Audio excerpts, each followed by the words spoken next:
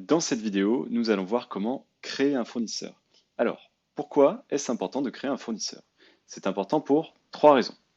D'abord, s'assurer de ne jamais dépendre d'un seul fournisseur et diversifier son réassort. Si votre fournisseur principal subit des ruptures de stock trop souvent, vous allez rater des ventes et votre chiffre d'affaires diminuera. Ensuite, pour analyser quels sont les produits qui performent le mieux en fonction des fournisseurs. Et enfin, pour mieux suivre vos marges sur chaque article. Parce qu'en effet, il est courant de se fournir pour un même article auprès de plusieurs fournisseurs différents qui ont chacun des tarifs différents. Donc si vous souhaitez avoir une véritable vision de votre rentabilité, il faut calculer un coût d'achat pondéré en fonction des quantités pour chacun de vos articles. Rassurez-vous, Mype va s'occuper automatiquement de faire ce calcul pour vous dès lors que vous avez constitué votre base fournisseur.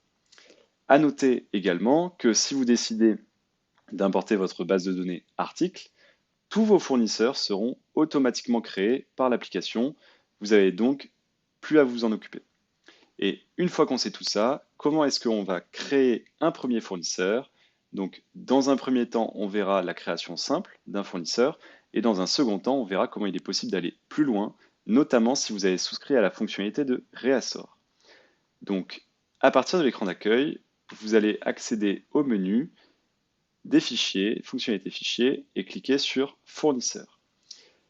Là, vous retrouvez votre liste des fournisseurs. Il n'y en a aucun. On va en créer un premier en cliquant sur ajouter un fournisseur. L'application, elle inclut déjà deux familles fournisseurs qui sont les fournisseurs principaux et les fournisseurs secondaires. Alors, d'expérience, cela suffit dans l'immense majorité des cas. Si après vous avez plus de 15 ou 20 fournisseurs, vous pouvez même en créer une de plus ou faire une segmentation plus fine. Donc sélectionnez la famille fournisseur que vous souhaitez pour celui que vous êtes en train de créer. En l'occurrence pour moi, c'est un fournisseur principal. Et ensuite, on va tout simplement remplir les informations de ce fournisseur. Donc moi, c'est mon fournisseur pour les manteaux. Il est situé 22 rue du Bonnet et c'est, mettons dans le 31, Toulouse. Vous allez pouvoir aussi renseigner donc les coordonnées de ce fournisseur. Vous n'êtes pas obligé de tout indiquer. Si vous êtes bon, il suffit ensuite de cliquer sur Enregistrer. Si vous avez souscrit à la fonctionnalité de réassort, alors je vous invite à remplir les paramètres de chaque fournisseur. C'est le bloc qui est juste en dessous.